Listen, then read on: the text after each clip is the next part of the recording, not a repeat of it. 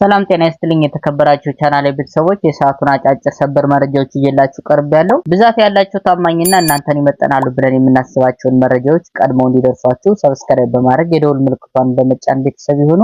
እነሆ አበይት ነጥቦችን በቅድሚያ በኢራንና በአሜሪካ በእስራኤል ጥምረት መካከል ያለው ጦርነት ወደ አዲስ ምዕራፍ ተሸጋግሯል። ረቡዕ ዕለት የኢራን ግዙፍ የጋዝ ክምችት በሆነው ፓርስ ላይ ጥቃት መሰንዘሩ ተከትሎ ኢራን ባጸፋው የኳታርን የኢነርጂ ማዕከል መታለች።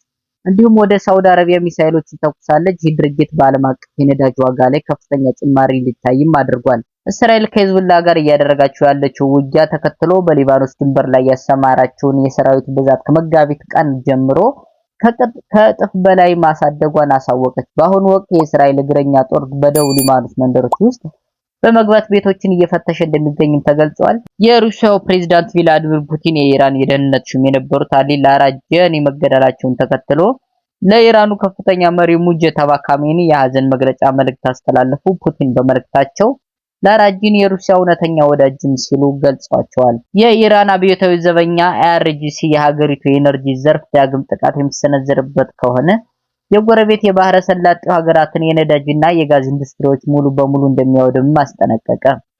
አዲሱ የኢራን ከፍተኛ መሪ ሙጀት ካሜኒ እስራኤል በሁለት ቀናት ውስጥ ለፈጸመችው የሶስተኛ ከፍተኛ ደህንነት ባለስልጣናት ግድያ ዋጋ ትከፍላለችም ብለዋል።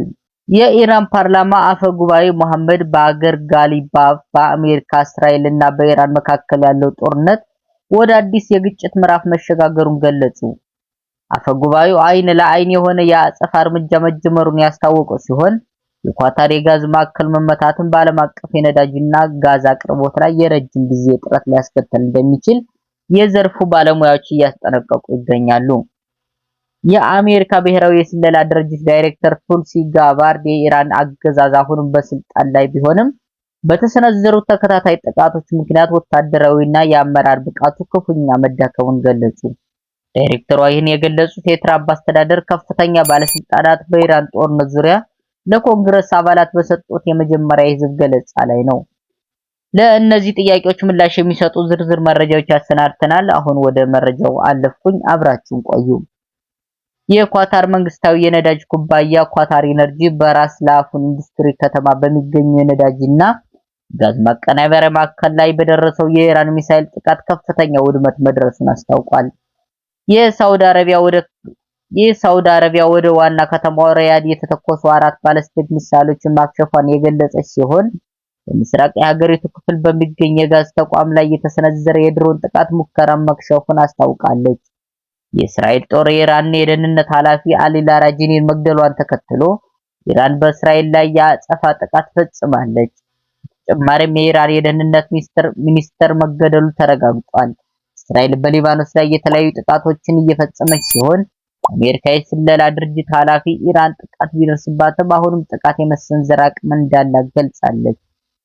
አዲስ ግጭት በዓለም ላይ ካሉ ትላልቅ የነዳጅና ጋዝ አምራች ሀገራት መካከል በሆኑ ዓለምን ኢኮኖሚና ደህንነት ስጋት ላይ ጥሏታል።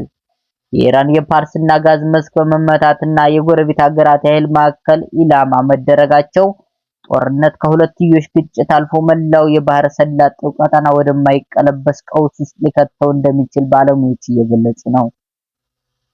አንድ ከፍተኛ እስራኤል ወታደራዊ አዛዥ ረቡዕ ዕለት እንደተናገሩት በጦርነቱ እየሰፋ በመምጣቱ ቁጥር በከፍተኛ ሁኔታ የጨመረው ሰራዊት በድንበር አካባቢ ሰፍሯል ብለዋል። ወታደሮቹ ቀደም ብሎ ነዋሪዎች እንዲለቁ ትዕዛዝ በተላለፋቸው የደቡብ ሊባኖስ ለመንደሮች ውስጥ በመንግስት ፍተሻ እያካሄዱ ነው። በተለይም ሲያም የተባለችው የሊባኖስ መንደር የመጀመሪያው ጥቃት ኢላማ መሆኑ ምንጮች ይጠቁማሉ። የእስራኤል የጦር አውሮፕላኖች የሊባኖስ ዋና ከተማ ቤሩትን በቦምብ እየደበደቡ ሲሆን ከድንበር ማዶ በሚተኮሱ መድፎች ምክንያት ከደቡብ ሊባኖስ መንደሮች ጥቁር ጭስ እየተነነ ይታያል።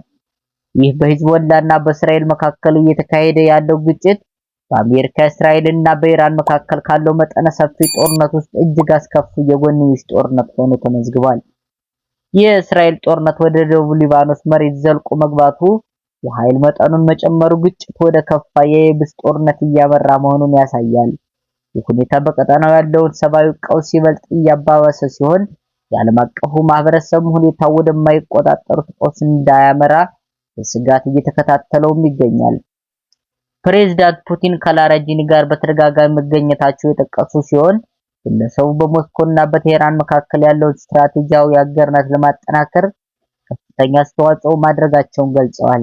የሩሲያ መንግስታዊ የዜና ወኪል እንደዘገበው ፑቲን በላረጂኒ ግድያ የተሰማቸውን ጥልቅ ሐዘን ለኢራን መንግስት በላኩት ማስታወሻ ላይ በዝርዝርም ገልጸዋል። ፑቲን በመልእክታቸው የእኚህ እውነተኛ የሀገራችን ወዳጅ ትውስታ ሁልጊዜ በልባችን ይኖራል በማለት የሁለቱ ሀገራት የጠበቀ ወታደራዊና የደህንነት ግንኙነት አመልክተዋል።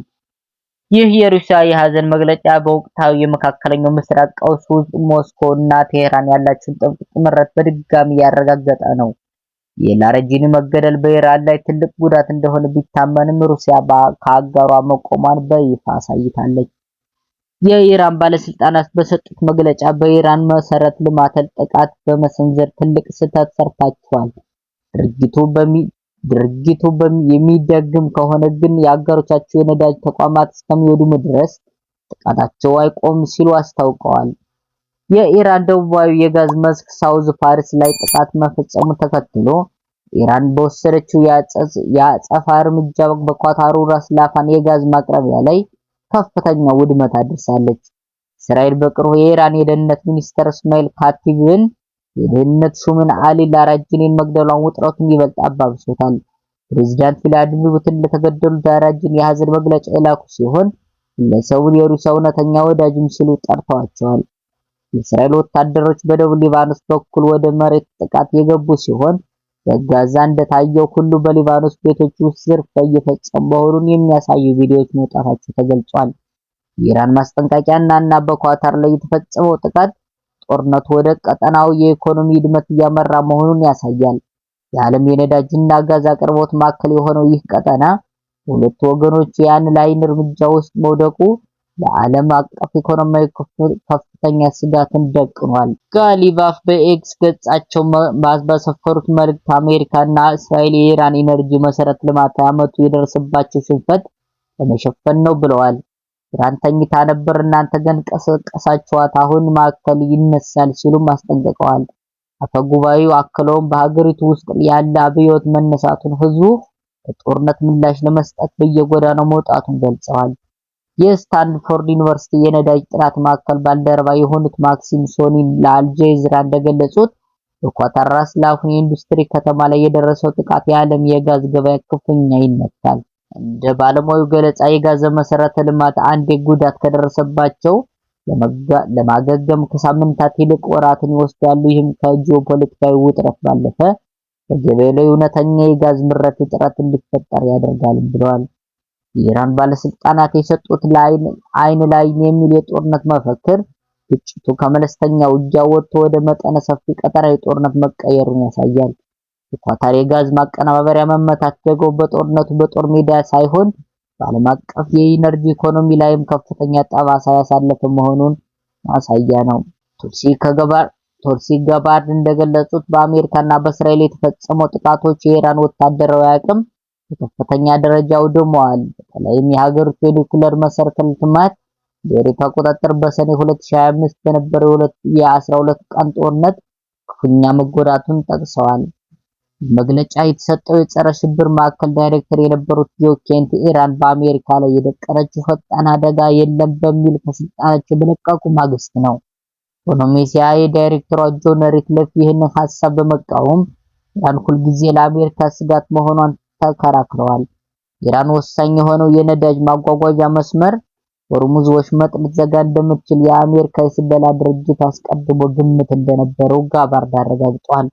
በምርመራው ወቅት ዲሞክራቶች ዳይሬክተሯ የፕሬዝዳንት ትራምፕን ሐሳብ የማይደግፉ መረጃዎችን ለምሳሌ ኢራን የኒውክሌር ፕሮግራሟን ለመገንባት ጥረት አላደረገችም የሚለው ብለው ከንግግራቸው ቀንሰዋል በሚል ክስ ሰንዝረውባቸዋል።